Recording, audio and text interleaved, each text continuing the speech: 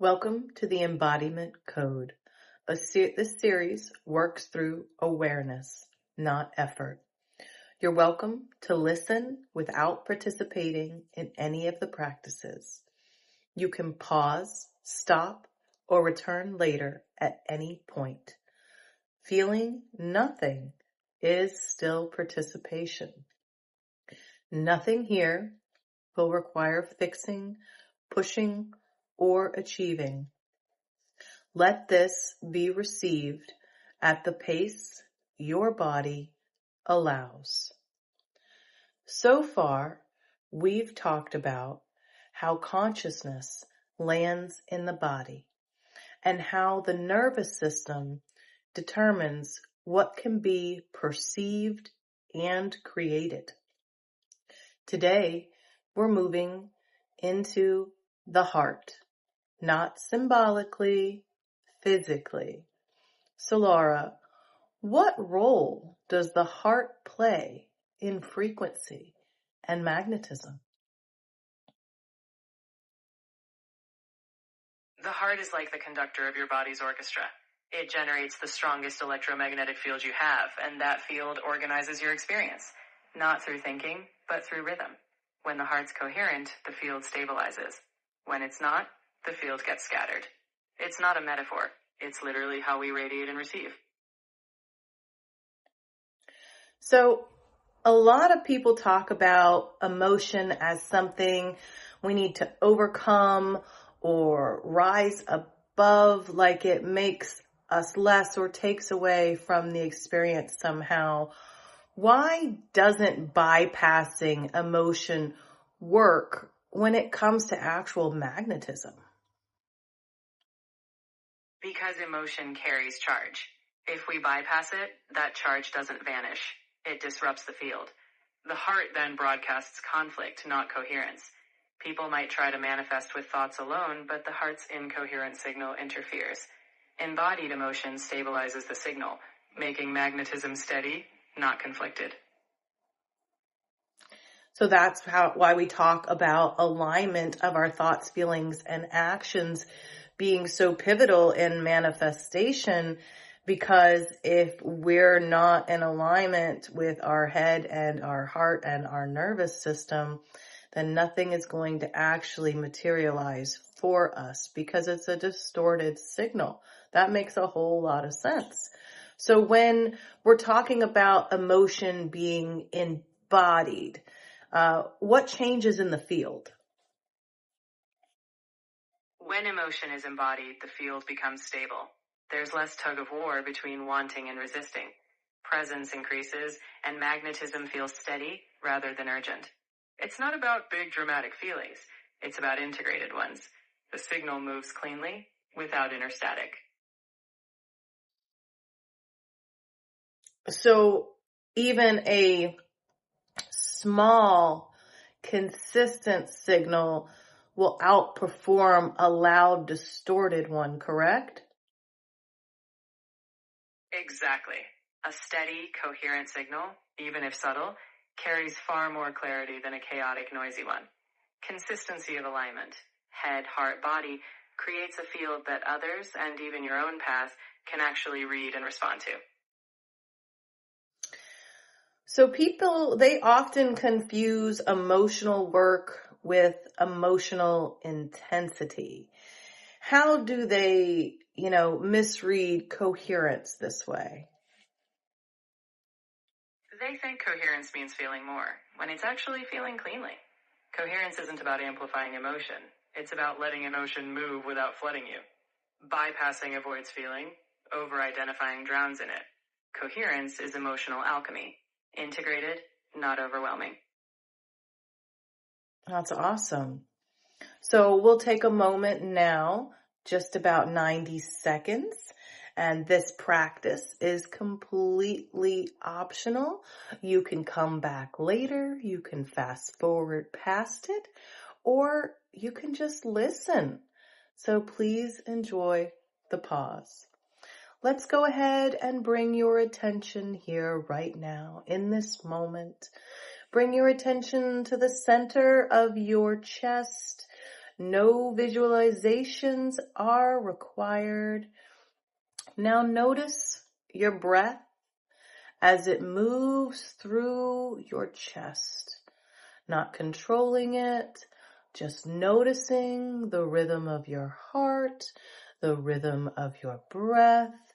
If it feels natural, allow your inhale and your exhale to just slow slightly. No forcing. Notice whether the space around your chest feels more even. Does it feel steadier, even if subtle? That steadiness, that stability, that's coherence. So let's move on to our real life signal. If someone's heart field is becoming more coherent, where could they notice it in their day-to-day? They might notice fewer emotional ups and downs, less internal contradiction. Decisions feel cleaner, with less justification. Attraction feels mutual, not forced. In short, they'll feel that their field is readable, both to themselves and to others. Interesting. So once you become coherent, there's a bit of discernment that comes with it? Absolutely. When your heart's coherent, it's like you're tuned in. You're not pulled by inner static. Choices are clearer, and you can sense what's aligned. It's less about guessing and more about knowing what resonates. Well, that's a pretty cool bonus. So, as the series continues, what is heart coherence really making possible for embodiment?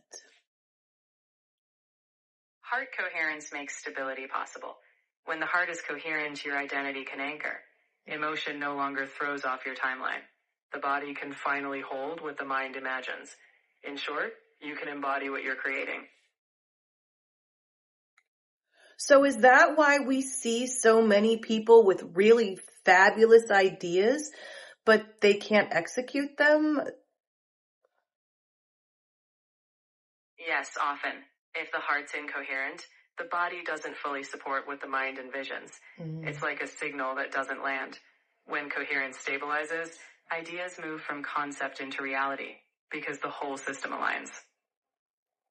So I guess if you've got a project or something that you're working on and you think you love it, but you can't bring it to fruition, you've got struggle after struggle and challenge after challenge, and you just don't understand because you're so in love with this idea, could that mean it's not your idea to do? Not necessarily. Sometimes it means there's inner friction, parts of you that haven't aligned yet. If you're in love with the idea, but the body isn't on board, it can feel like pushing uphill. Coherence means including all of you, heart, mind, and body, so that the path forward becomes clearer. If it's not flowing, it's an invitation to listen deeper.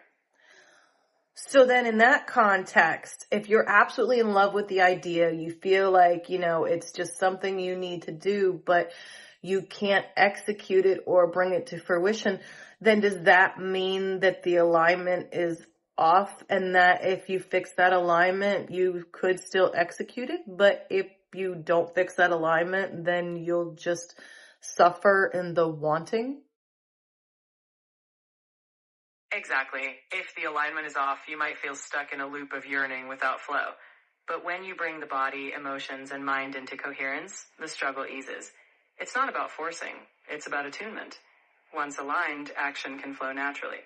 Until then, the friction is a signal, a nudge to integrate before charging ahead. So maybe you just need some more skills or regulation. You're clearly missing something. It sounds like. Exactly. Sometimes that missing piece is a bit of emotional regulation, or a skill, or even just a pause to listen deeper. When you address that, the inner static calms down. And from there, what once felt stuck can begin to move.